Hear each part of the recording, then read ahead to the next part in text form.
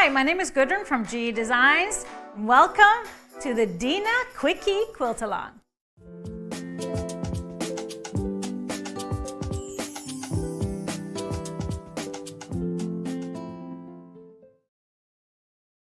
You might be wondering, what is a Quickie Quilt Along? Well, this is our second one. The first one we did was for the Kobe pattern. And on this video, we're going to go through the Dina pattern. They both have that in common. They're really easy to make, and the process goes very fast. So the instructions are all going to be in one video, but of course, we understand that it's going to take a bit longer to finish your quilt. But this is going to be fun. So I have one Dina quilt hanging behind me. I really love the process. And here you can see a couple of other ones up on the screen. It's really fun to just use a collection of fabric. All you need is either a half-yard bundle of fabric. You can also use fat quarters, but it's a perfect quilt to use some scraps as well. You do need one fabric that is consistent, that is your focus print or your accent fabric. So I'm going to give you all the instructions to put everything together in this video. The only thing you have to do is have the pattern. You can go to our website, gequiltdesigns.com, and purchase the pattern. Once you have that pattern, it's a PDF. You download the pattern and print it. You will also find in your account a video where I take you through all of the cutting to prep to sew this Dina quilt together. So once you go through that, I hope you have all your fabrics prepped and cut out, so we're ready to get going on our Dina quilt. As far as tools that we're going to be working with throughout the quilt along, I of course recommend the Stripology rulers. So I use both the mini and the squared. You only need one. So you can work with the squared, the mini, or of course the XL rulers. The Stripology XL, I will show you how you can adjust to either one of those. I also recommend, if you do have our point trimmers, the G-Easy point trimmers, in particular, we'll be using the 90-degree point trimmer. Hard to see here. This is the one that has 45-degree corners on each side. So that is the one that we'll be working with. And then, of course, some ruler stickers are always going to be helpful. So I hope you have your pattern printed out and you are ready to roll. Let's get started with that. There is a first step, really, before step one. And that is taking some of our assorted rectangles that we cut from our fabrics and choose which ones you want to set aside for the setting rectangles. And so normally I don't want to choose right away which ones I want to use where. So I just went ahead and pulled 14 rectangles because I am making the lap size. So it'll tell you exactly how many you need to set aside. And I did a variety. I pretty much did one of each fabric, and then some of them I did two. I set all those aside, so they're going to become my setting rectangles. So what you want to do with those, we want to trim the length of them. So they're still the same height as the rectangles before. And we just want to trim them to 5 1/4. So I'm just going to stack as many as I'm comfortable cutting at the same time. I'm going to do 4 here. If using the Stripology mini ruler, you want to turn it to the 1/4 inch side. And then you want to align the horizontal line on the bottom with the bottom of the rectangle, and then the 0, the dotted line here, to the left of the first slit with the edge of the fabric. And then we just want to make a cut through the 5 1/4 inch marked slit. And there you have your 5 1/4. Just make sure you don't mix them up with these guys because these are going to be too small. So set this aside for your scraps. We're not going to use it for this project. We're going to set them aside. So once you have all your rectangles cut down, and let me show you how you can do that with either the squared or the XL ruler. because that does not have the turnaround feature as the mini does. So I'm going to just stack up 4 here again. And a good rule, as you're going to be using for this quilt, you can see that I stack all of mine up right side up. So with the XL or the squared ruler, you will need to use the 1/4 inch line that's to the left of the 0 slit. It's the dotted line. And again, I'm using any horizontal line to align with the bottom of the rectangle. And then I'm going to cut through the 5-inch slit because the added 1/4 here is going to make this 5 1/4. I'm going to cut through the 5. And there I have my 5 1/4. I'm going to set them aside with the rest of them and get rid of this. So once you have that figured out, however many you need for the size of your quilt, we are ready to move on to step 1 of the pattern. So I'm going to grab my ruler stickers because I'm going to mark my rulers. And I'm going to grab some of my rectangles. And again, you want to just put as many in a stack as you are comfortable cutting. I'm going to lay them at a little bit of an angle like this. And this is very important. Very important. You need to stack them right side up. Right side up. Because otherwise you will get mirror images, and we do not want that. Right side up. So I'm going to show you here first with my mini. I love working with my mini because it's just so handy.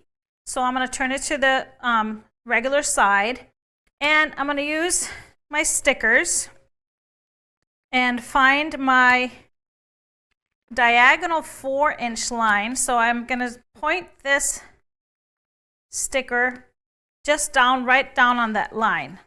And then I'm going to grab another one and put it on the 3-inch slit. That's where we're going to be cutting through. So this 4-inch line here, I'm going to line this diagonal line with the bottom of the rectangle. So you can turn it if you want to. And so what we want is the tip of the rectangle, the right corner here, is supposed to hit right on that 0 slit. So literally right on that little arrow. So now I know I am aligned. This line is aligned here with the bottom of the rectangle, and the corner is right on the 0 slit. And now I'm ready to make a cut through the 3-inch slit. I'm just going to cut this right across like this, and we have a triangle and then the main rectangle. So you can go ahead and cut most of your units. You can also just get started with just a few to set aside to get a few sewn.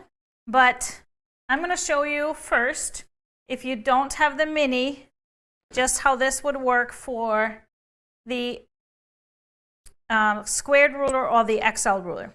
So the other thing you want to might want to make note of, if you have directional fabric like this one for me, you want to make sure it's turned this way as you're cutting and not this way, because then it will be upside down in the quilt. If you care about directional fabrics, that is. So I'm going to make sure I lay mine like this. And so if you're using the squared or the XL, it's the same. The lines are going to be the same as they are on the mini. We're finding that 4-inch diagonal line here and aligning that up with the bottom of the rectangle. The 0 slit, the corner of the rectangle is right at the 0 slit. And same thing, we're going to cut through the 3-inch slit, and you have the same results. Now, if you don't have a Stripology ruler, I'm going to show you exactly how you can still do this without the rulers. So you take your rectangle and just any ruler that you have. So this is all described in the pattern. So I'm going to take a ruler and I'm going to take a little pen. I'm just going to use a water erasable pen. And so you want to mark 4.5 inches from the bottom left corner up and to the side. So this ruler just so happens to be 4.5 inches. So I can just align the edge of the ruler here on the bottom, and I'm going to make a mark on the left side and then also on the bottom side, and that's where I made my mark. You can then lay your ruler right on those marks and just cut across, like so. All right, so no worries if you don't have the Stripology rulers, you can still play along. Now, once you have your rectangles cut, you want to take your accent fabric rectangles that you cut before from your accent fabric. So these, if you do have the trimmers, the GEC point trimmers, we're going to be using the 90 degree that has the two 45-degree angles, and I like to just stack up a few here at a time. And what we want to do is align the bottom of the trimmer. So this is the bottom of the triangle. Let me see if I can put this underneath so you can see it better. Oh, not really. So this is going to be aligned with the bottom of the rectangle, so the raw edge of the fabric. And then the little point of the ruler, we want that to be all the way on the edge of the fabric here. And so what we're going to do is trim a little bit off, like the little tip here, and then also along the side. So we're putting a little point here on this rectangle, and we're going to do it on both sides. So you want to move it over to the other side, align it to the other side, and do the same thing with both the tip and the angle. So your units will look somewhat like this. Now, if you don't have the trimmer, don't worry. I'm going to show you how you can do everything without anyway. So once you have your units, your rectangles cut, and your units trimmed up, you are ready to get to sewing. So let's get started and moving on into the next page of the instructions, step 3. So we have our rectangle that has been trimmed off. We're going to set the triangles aside for now, but now we're going to take our rectangles that we just trimmed, the accent rectangles, and we're going to layer this so the longer side of it is going to fit perfectly here on that cut edge that we just cut. You will see the blunt end will fit perfectly on this side and the other side. So that's why it's really handy to have those trimmers, because we've already trimmed this to size. So I'm just going to add a couple of pins and then take this to my sewing machine, and we're going to sew right across here. So as you sew, your seam should be landing right at that intersection here at the point of this piece, and sew all the way down. Now, even if you, after you're trimmed, if the rectangle is a little oversized, don't worry about it. Just sew it on, because we're going to trim it anyway in the end. So once you have that piece sewn in, it will look somewhat like this. And so we're going to go ahead and press. And when we press a diagonal edge, now the great thing is that this is not by its edge. The accent piece is not. The bottom piece is. So I always, when I press, I lay my iron first on to set the seam, and then I use my fingers to really fold this out, and then put the hot iron on. So you're manipulating it a little bit before. So now it is pressed this way, and we are ready to go to the next step. So before we do that, I want to show you, if you don't have the trimmers, so your angles won't look like this. If you don't have the trimmers and you have a unit that you need to sew the rectangles on like this, very simple, just a little extra step. What we want to do is, on this edge, we want to find the center. So I just fold this up and make a little crease here that I can see. I can mark it here so that you can see it as well. And then we're going to do the same with this rectangle. Fold it, mark in half, mark the crease exactly, and then we're just going to match up these creases. So you will see that the corners of that rectangle are going to stick out just like the amount is just like a typical dog ear. So then you just pin this to the piece, you will stitch, and then press outwards, just like that. So you will just not be trimmed. But don't worry, you don't have to trim yet because we're gonna add the triangle first. So once you go through step 3, we're gonna move on to step 4, and that is adding the triangle to our side. So now you will notice if you had the trimmed edges, that the triangle is going to be oversized. No worries. We are just going to sew it, and since it is so oversized, you don't really have to measure it up. You're going to have plenty of room. I will just eyeball it and have an even tail on each side. If you want to, you can use the same technique as here. Fold, make a crease, do the same thing with a triangle, and match up the 2 creases to make sure it's centered. But honestly, I think that's an extra step that you can definitely skip. Now, if you're working with this side, like this, that is not trimmed, when you place that triangle on, it's going to be shorter than the rectangle. So same thing, I will just center it on the rectangle. So I will have even space on each side, and then stitch and press. If you want to, again, if you want to be more accurate, you can also do the same thing, fold, find the center, and place this triangle on. So once these are sewn on, what things are going to look like for our extended piece looking like this, and then our trimmed accent piece is going to look like that. So now we move on into further in that step 5, and that is trimming these guys. Now I know this looks fairly simple, and you can use a regular ruler to go on both sides, which you can do for sure. However, if you have a Stripology squared or XL ruler, even the mini can be used for this. I do recommend trimming with those.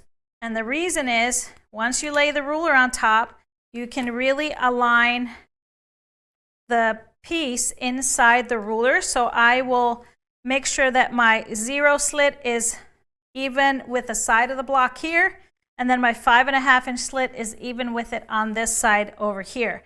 I can also check my length, so I can have a horizontal line on the bottom here, down here as well. So then I just trim through the 0 slit, because I'm just trimming that side off here. And then I turn it, and I really repeat everything. I align my block inside, so this side along the 0, horizontal along the bottom, and then we should be hitting right about the 10-inch slit, so I can cut through the 10-inch slit and cut this off. And the reason why I do this is because sometimes our fabrics can tend to shrink a little bit, or they kind of pull together, they get a little skewed when we're sewing, and this way we can fix mistakes. So for example, I'm a little short here, but because I trimmed this triangle exactly at 10 inches, even though there's a little needle width gap there, I can just, when I sew my blocks together, align it with this edge, and I know that's the correct edge. So you can do that. Now, if you don't have the Stripology rulers to do this trimming, you can also just use a regular ruler. So what I would make sure is, when I align my my ruler on top to trim this side, I would just make sure that I have my 10-inch line aligned with the edge of the block, making sure this is straight, and then I can trim on the 10. So this is exactly 10 inches, and then on the top as well. Now, better would be to have a little bit larger ruler so you can do that. And then you trim on this side, and you end up with the block like this. So that is our part 1, is really making all your blocks. So you're going to continue on depending on the size of your quilt. You're going to make all the blocks. It is pretty quick. This is why we call it a quickie quilt along. So If you are making crib size, you need to make 50 blocks, lap size 83, 111 for twin, 128 for full, 181 for queen, and 200 for the king size. And again, they should measure 5.5 by 10 inches once they're finished. So I will meet you back here in a few hours for part 2 of the Dina quilt along to take you through the last steps and assembling the quilt.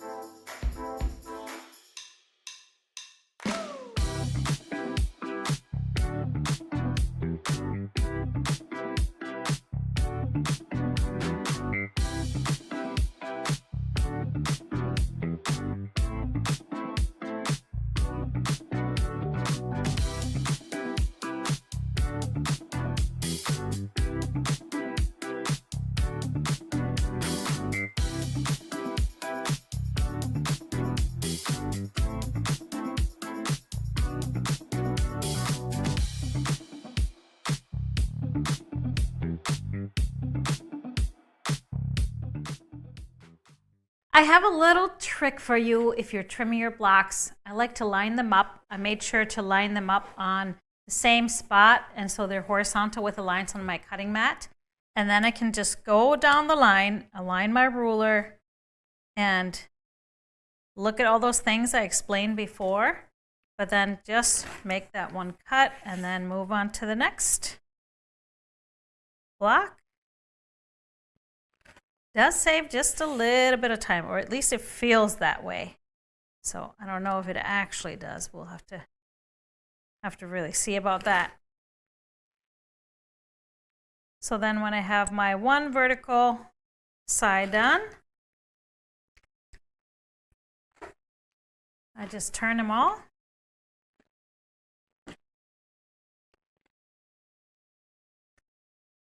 And then repeat.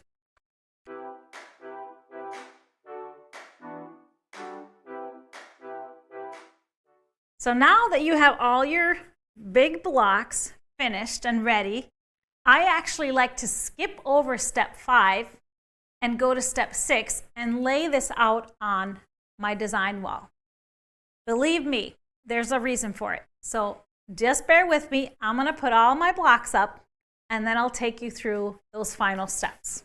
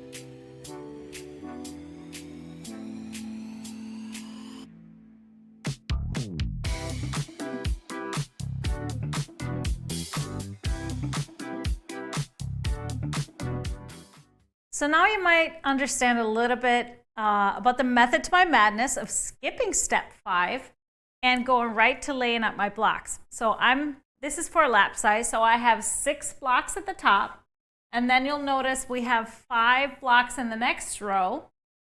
And so you always center the blocks in the every other row. So in the even numbered rows, there are going to be 5 blocks, 6 blocks, so 1 less in the even numbered rows. So then what I've done, gone ahead and taken our pieces that we trimmed down in the first, well, before the first step, trimmed them down to 5 1/4. These are going to be our sashing rectangles. So I went ahead and placed those because I want to make sure that the ones that I choose fit the whole layout of the quilt. So I placed those. Now the ones that are going to be here on the left side of the quilt are going to stay like this, just rectangles. The ones on the other side are going to get sewn, and that's what step 5 is about. So what I do now is I'm just going to grab those that I have here and show you how we add that little strip, the accent strip, to all of those. So I make a stack, however many you're comfortable cutting at the same time. I'm going to cut 4 here at a time. So then remember to make sure that they are turned correctly. We want this to be the longer side, this to be the shorter. So this is still the height of the block. And so for making the diagonal cut, we're going to turn it counterclockwise and repeat what we did with the larger rectangles. I'm using that diagonal line on my ruler. So again, if you don't have the Stripology rulers, you can do your measurements as before. And then I make my cut through the 3. So you'll see it's a similar concept as we did with the other ones. It's just a much smaller block. So now we go ahead and do the same as we did with the larger blocks. So we take our rectangles. If you trimmed them, we're going to add that, sew that to this piece, press, and then add our triangle. And so once we get to that stage, we have our units like this. And same thing, we want to just trim these guys down. So I'm going to grab my mini. It's going to be easier with that smaller one and make my trim. So again, the width this way is going to be 5 1/2. So I can easily line that up and make that trim. However, the other side is going to be 5 1/4. So I'm going to turn my mini ruler and use my 1/4 inch line and cut on the 5 1/4, and I get a really nice trim and a perfectly even block. So now I can take this, once I have them all trimmed, and place it back into my quilt. And so you want to go ahead and make all of the blocks, the setting blocks that go in here. And then once you have that, I'm going to take it to the next stage. I'm going to get mine done. So now I've added in my pieced setting rectangles and just got to take a final look, make sure that all of my lines are turned correct and they're creating those diagonal lines going through the whole quilt, because if one is upside down, that's going to be noticeable right away. So I like to take a picture of my whole layout and look at it on my phone before I start sewing things together, because sometimes you just see 2 colors together, 2 fabrics that are too close to each other. I like to make sure everything is mixed up. And then when I'm ready to go, I start sewing together my blocks into rows. So you're going to be doing horizontal rows. So just starting at the top, depending on how you operate, I pull my blocks from the right to the left and take them straight to my sewing machine, assemble the rows first, and then once you have all the rows sewn together, you join the rows. I like to, when I join my rows, I like to do 2 at a time. So I sew these 2 together, and then these 2, and so on. So into pairs first, and then I join the pairs. And then, so as your pieces all grow, it's easier to sew together instead of adding one skinny piece to a really large one.